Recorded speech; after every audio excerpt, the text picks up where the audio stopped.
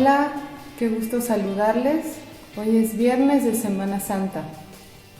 Así es, un día de extremo sufrimiento, de acusaciones falsas, de un juicio injusto, todos los derechos de Jesús pisoteados, injurias, calumnias, golpes de soldados romanos acostumbrados a la lucha, el temido látigo romano, capaz de con 39 azotes hacer que alguien estuviera prácticamente muerto, desnudez, el abandono del Padre y de sus amigos y discípulos cercanos, y la temida muerte en la cruz, con su corona de espinas. De acuerdo a un médico, la causa de la muerte de Jesús fue que se rompió su corazón. Y eso se puede ver cuando atravesaron la lanza y salió, dice la Escritura, agua y sangre. Eso nos habla de un corazón que sencillamente se rompió. Podríamos hablar muchísimo de la muerte del Señor Jesús. Una constante en los evangelios es que parecen correr al hablar de la niñez de Jesús, caminan rapidito al hablar de los 3 y pico años de su ministerio terrenal, pero cuando llegan a la muerte todos se detienen y nos dan una cantidad muy importante de detalles. Sería muy complicado poder ver todo, llevaría muchas horas, así que hoy queremos enfocarnos en un evento, en un acontecimiento, y es que cuando Jesús murió, dice la Escritura que el velo del templo se rasgó. Hoy le hemos pedido a la maestra Mónica Espinosa que nos comparta un poquito acerca de este suceso. Vamos a escuchar.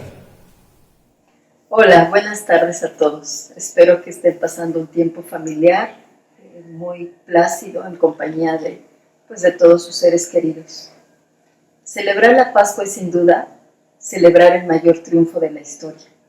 La muerte y resurrección de Jesús son dos eventos que no solamente marcan la historia de la humanidad, sino principalmente la historia de nuestras vidas. Pues a través de ellas Jesús, el Hijo de Dios, derrotó para siempre el pecado y decidió compartirnos esa victoria. Hoy me gustaría que juntos reflexionemos acerca de un pasaje que se encuentra en Mateo 27, versículo 51. Este pasaje dice así: He aquí, el velo del templo se rasgó en dos, de arriba a abajo, y la tierra tembló y las rocas se partieron. La misma naturaleza sacudida por la muerte del Hijo de Dios. Quiero enfatizar la primera parte de este versículo. El velo del templo se rasgó en dos, de arriba abajo. ¿Qué puede tener esto de particular? ¿Un simple velo rasgado?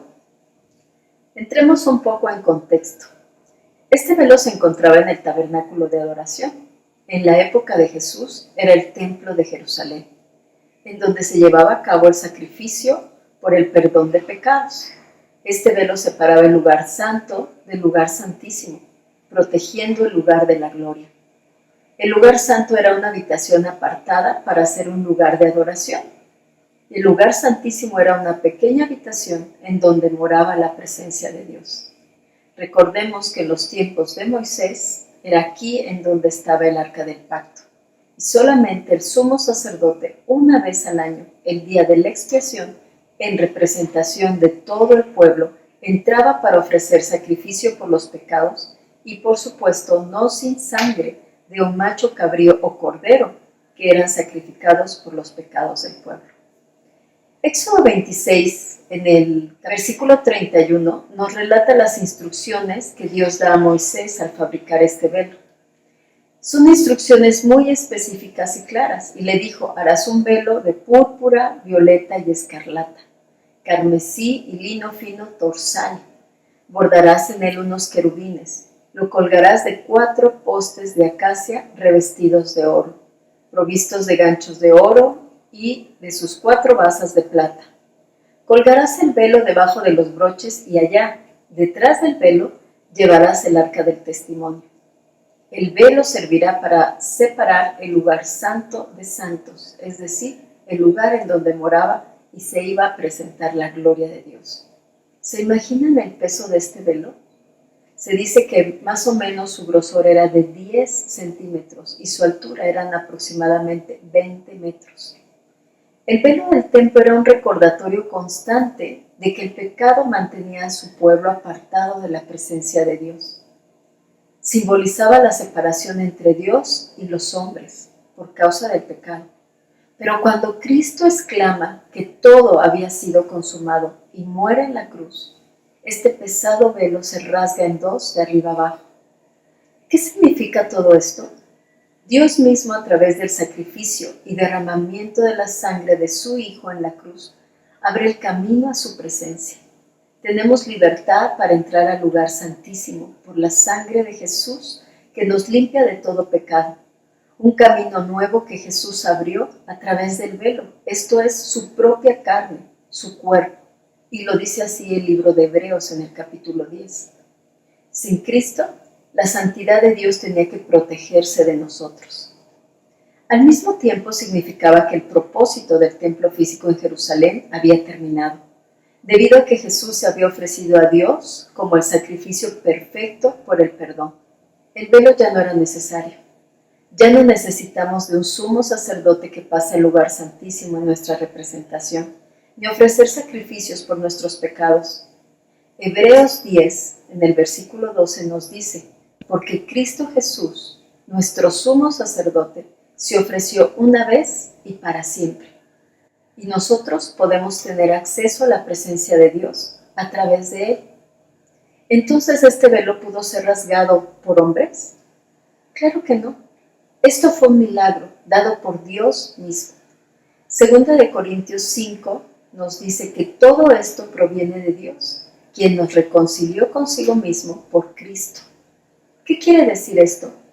Pues que el deseo del corazón de Dios es que permanezcamos cerca de Él y tener una relación personal con nosotros. Finalmente me gustaría hacerles una invitación. Esta invitación se encuentra en Hebreos en el capítulo 4, versículo 16. Y dice así: acerquémonos pues confiadamente al trono de gracia para alcanzar misericordia y hallar gracia para el oportuno socorro. Por causa del pecado estábamos apartados de su gloria, mas Dios muestra su amor por nosotros en que aun siendo pecadores, Cristo murió por nosotros y nos reconcilió con el Padre. ¿Y tú? ¿Ya te reconciliaste con el Padre Celestial? Si nosotros nos acercamos confiadamente y reconocemos que somos pecadores, que Jesús murió por nuestros pecados y que su muerte nos da libre acceso al Padre, podemos reconciliarnos y caminar en una relación de intimidad con nuestro Dios. Te invito a que juntos vivamos este tiempo de Pascua conscientes de lo que Jesús hizo por nosotros en la cruz. Podemos ver que los sucesos de la muerte del Señor están contenidos en 5 fuentes principales. Las primeras 4 son evidentes, que son los evangelios, pero la otra fuente que narra a la perfección este evento se narra 700 años antes y es el profeta Isaías en el capítulo 53. Le hemos pedido al ingeniero Guillermo García que nos dé una reflexión breve en cuanto a este capítulo de Isaías. Buenas tardes.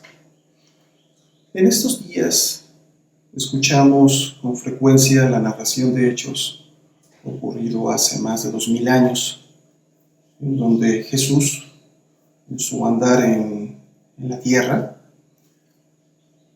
vemos cómo comparte a los hombres un mensaje de salvación, padece, muere en la cruz, resucita al tercer día y desde entonces mora a la diestra del Padre. En esta tarde quisiera compartir acerca de una profecía de Isaías. Esos eventos los describe 700 años antes del nacimiento de Jesucristo. En el capítulo número 53 menciona dos aspectos muy interesantes. Uno acerca del sufrimiento del siervo del Señor y por otro lado una victoria. ¿Y cómo pueden convivir estos dos aspectos dentro del mismo capítulo? Quisiera mencionar primeramente de los versículos del 4 al 7, hace mención donde ciertamente Él lleva nuestras enfermedades y sufrió nuestros dolores. Mas Él herido por nuestras rebeliones, molido por nuestros pecados, el castigo de nuestra paz fue sobre Él, y por su llaga fuimos nosotros curados. Todos nosotros nos descarriamos como ovejas, cada cual se apartó por su camino. Mas el Señor cargó en Él el pecado de todos nosotros. Angustiado Él y afligido, no abrió su boca. Como cordero fue llevado al matadero. En esta palabra vemos tres aspectos, cuáles como resultado de por qué Él cargó con todo esto que se acaba de mencionar, esos dolores, sufrimiento, pecados.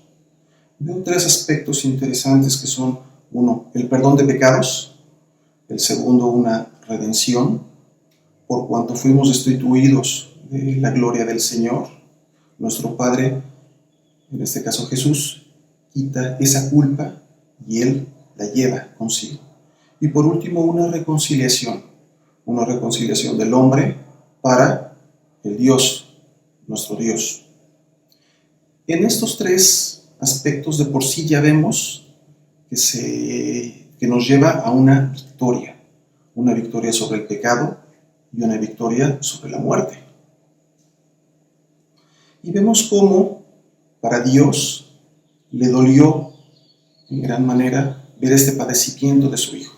No le complació, pero al ver toda esta obra de la reconciliación fue lo que llena al Padre, al ver cómo reconcilia a través de esta muerte de Jesús, esta reconciliación del hombre, que Jesús es el único camino entre el hombre y Dios. Por cuanto yo le daré parte con los grandes, por cuanto derramó su vida hasta la muerte. Vemos allí esa victoria, entonces ahora sí, que describe el profeta Isaías. ¿Cuántas veces también tú te sentiste hablando acerca de que ciertamente Él llevó nuestras enfermedades y sufrió nuestros dolores?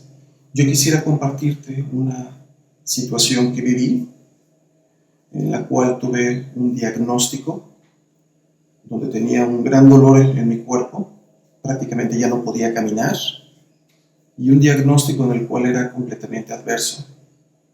Esta palabra vino a mi vida, esta palabra llegó con gran fuerza, en el cual yo, clamando a esta promesa, con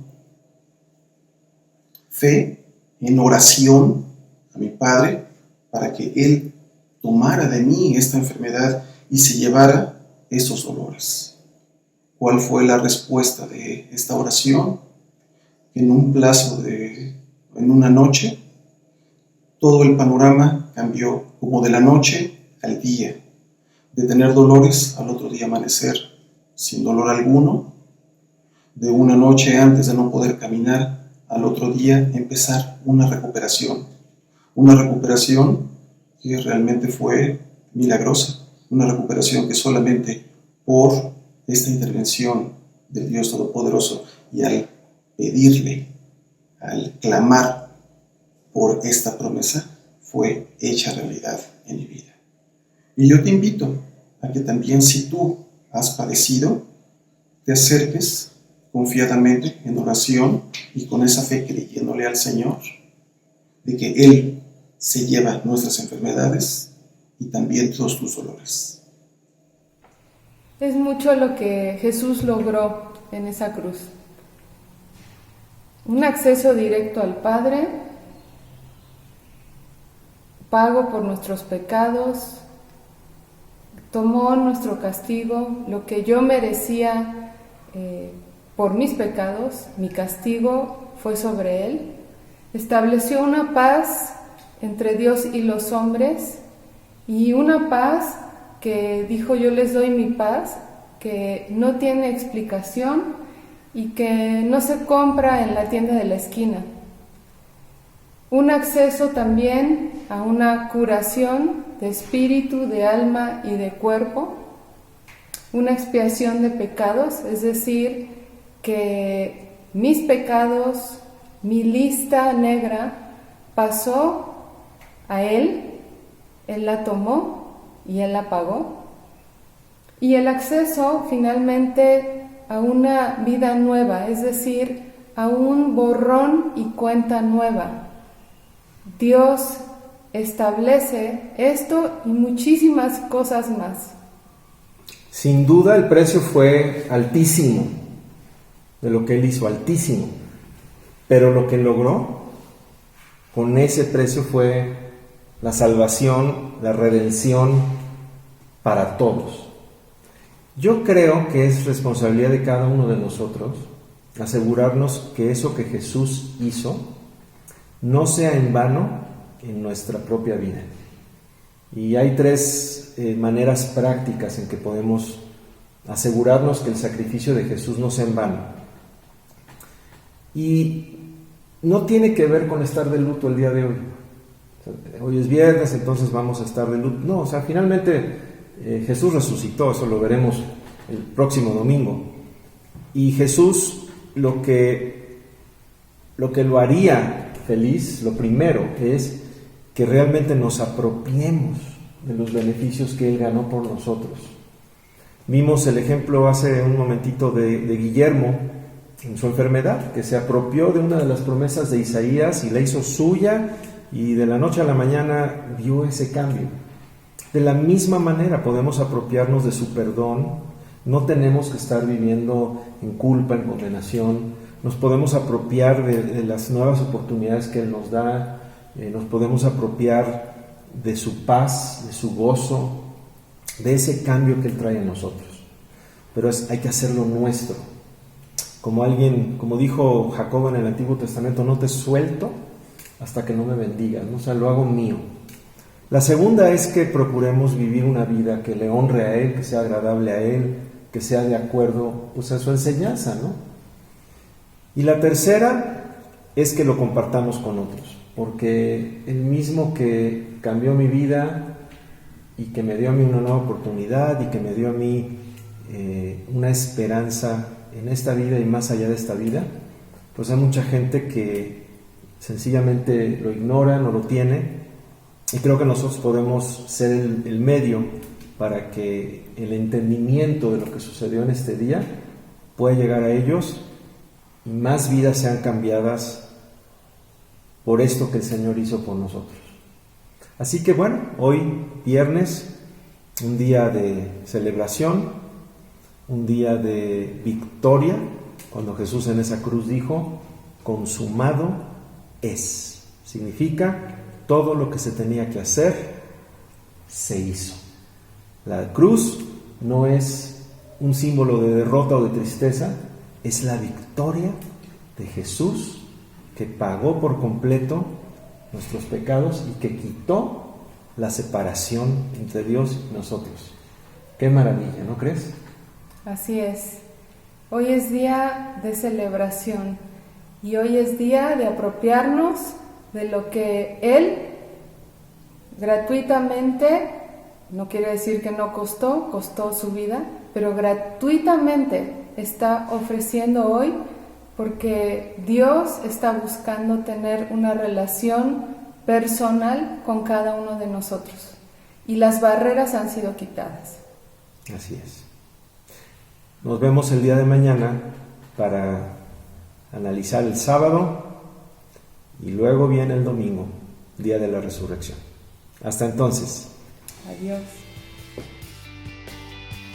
Te invitamos a suscribirte a nuestro canal para que se enteren cada vez que se suba un video. Que Dios los bendiga.